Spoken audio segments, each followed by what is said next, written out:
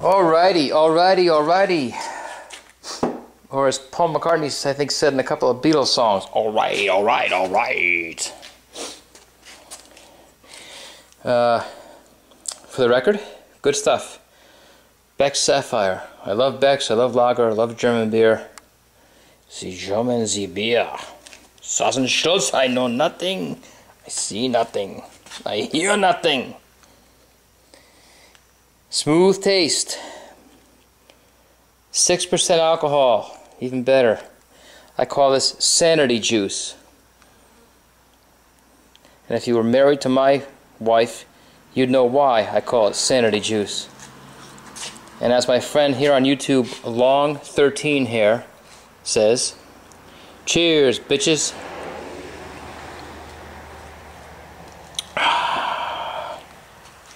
So 10 months.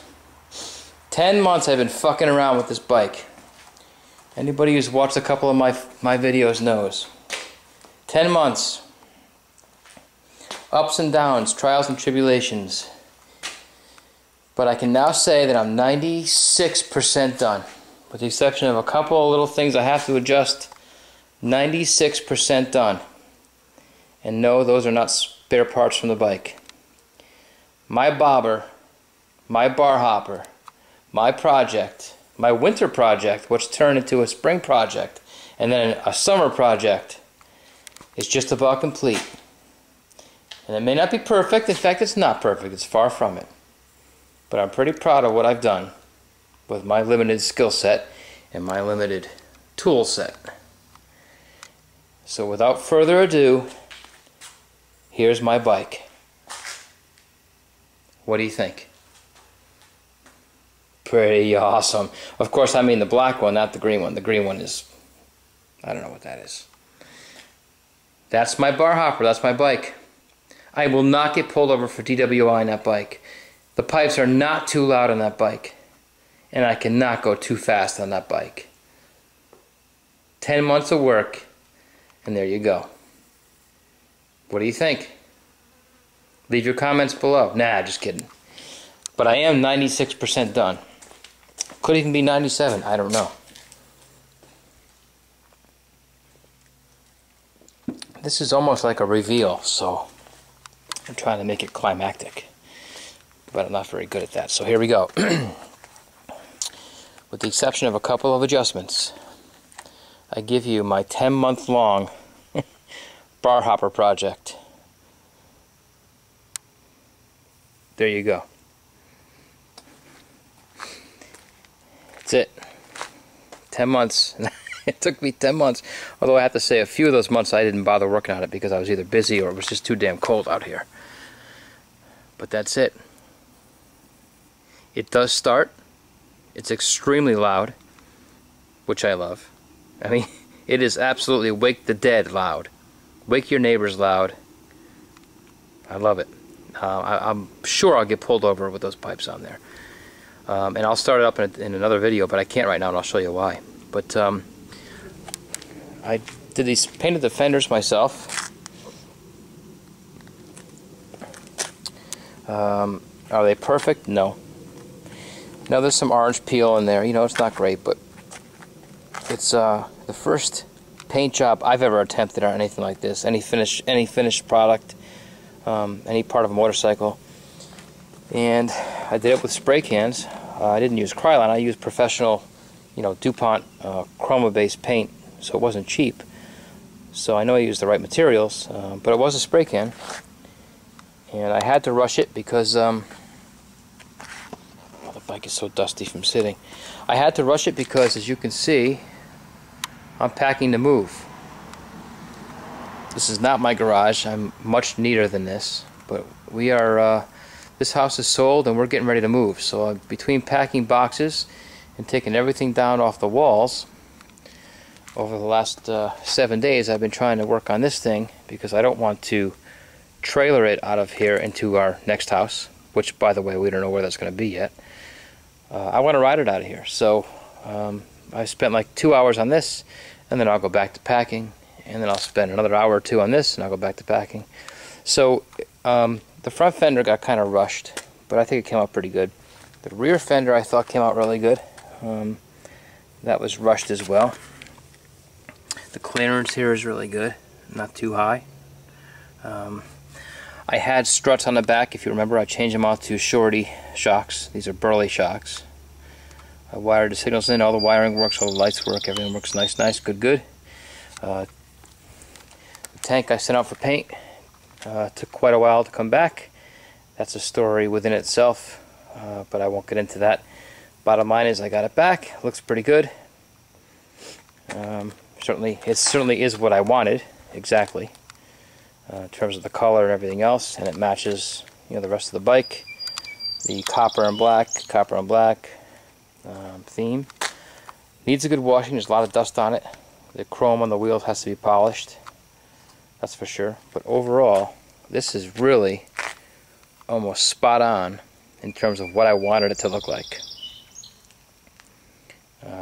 I certainly have not seen anything like this riding down the road in recent memory. So, but as I said, I do have two issues. One of them is the seat. The seat was an issue a while back in a video that I posted. I love the seat. It's a Lapera seat, very comfortable. I love the way it looks. But it's made for an XL 1200 custom, and this tank is off of a Sportster 48. So the tongue in the front of the seat, which is in here, it wobbles back and forth. You know, this way. Because this neck is wider on a 48 than it would be on a 1200. So this seat, again being made for a 1200, the tongue is narrow and it wobbles back and forth. The other issue is I have all this space right back here between the fender and the seat. This is a temporary mock-up, just a screw with some black rubber washers just to hide the screw. I put a nut up here, with a lock washer to lock this down and keep this right here from moving. And then obviously this is the stock Harley fender screw right here that I put on top, put in the fender, and you know, it's solid, it's not moving anywhere, but you know, that gap looks terrible. So I was told by a local Harley dealer that they can actually, there's a couple of places here locally that will actually take this seat and take the vinyl off, take the seat pan and heat it and remold it to fit this fender. So whether that's true or not, I don't know, but I'm certainly going to investigate that and get this fixed. I'm a little nervous only because the seat slides, like I said, back and forth this way, like this, because this neck is so wide. So I'm nervous it's going to make this loose and the whole thing might come up while I'm riding. So certainly no long rides on this because of that, and I don't anticipate having having to have to deal with this for a whole lot longer. I'd like to get it fixed pretty quick. The other issue is the clutch cable. This is a problem I had a while ago. Right now it's adjusted so it's very loose.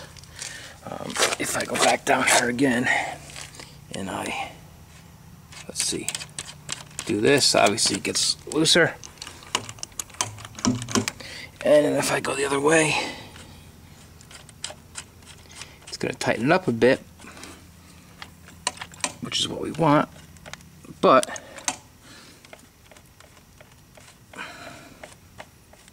the big problem I'm having is I can't pull the clutch in.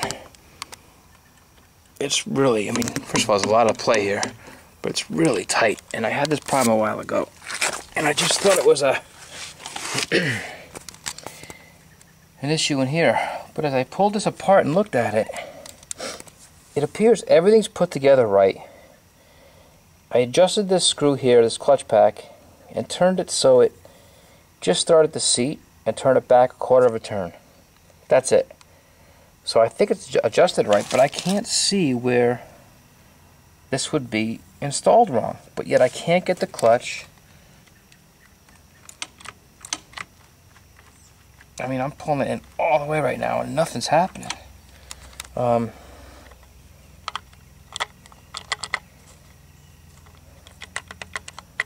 don't know. So that's my, the only issue keeping me from riding it, around the block, so to speak, is this thing. If I put it in gear and hold the brake in, it wants to go. The idle jumps up, and this thing wants to take off. So the clutch is not working at all. And I just don't know why, because from what I can tell from the manual, which is over there, this is installed correctly and adjusted correctly. So I don't know why this clutch cable, which if you look at it, it's not kinked. It goes underneath here, goes right up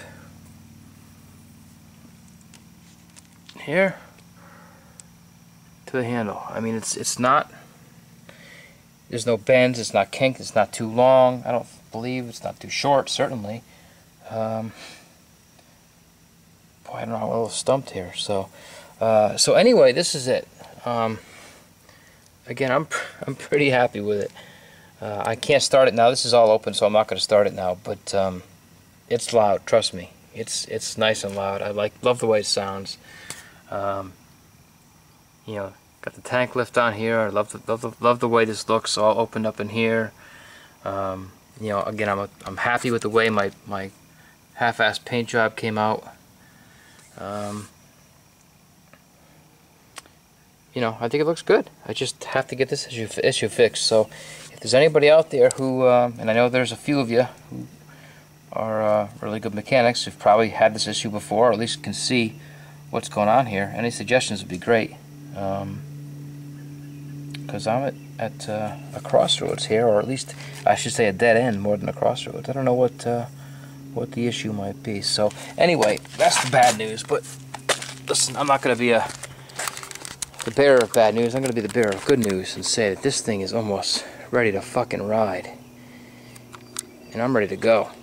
I'm ready to make noise and wake some people up and get out and have a good time. So I do have some minor adjustments to make. I know this rear axle needs to be torqued down, and I've got to check my measurements again between make sure my rear wheels align correctly with the measurement between here and where'd it go? Here. So I'll get that done on both sides. But I'm pretty sure it's pretty close. I did that a while ago and it was pretty close. So I'm not worried about that. But just the rear axle's got to be tightened down. I got to get this problem solved right here. Hopefully that seat will allow me to ride without falling off for now. And I'm itching to get going. So that's it. That's my 10-month long project. I'm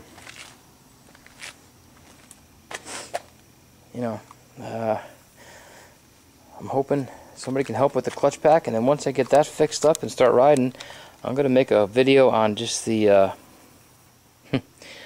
my experiences doing this and do's and don'ts in terms of starting and finishing a project like this. Because if I could go back and do it over again, although I love the result, I think I kind of went about it the wrong way, but that's another story for another video. So that's it. We're almost home. We're almost there. Any comments are welcome. Any suggestions here are especially welcome. And I'll talk to you all via message on YouTube soon. Thanks for your help. See ya.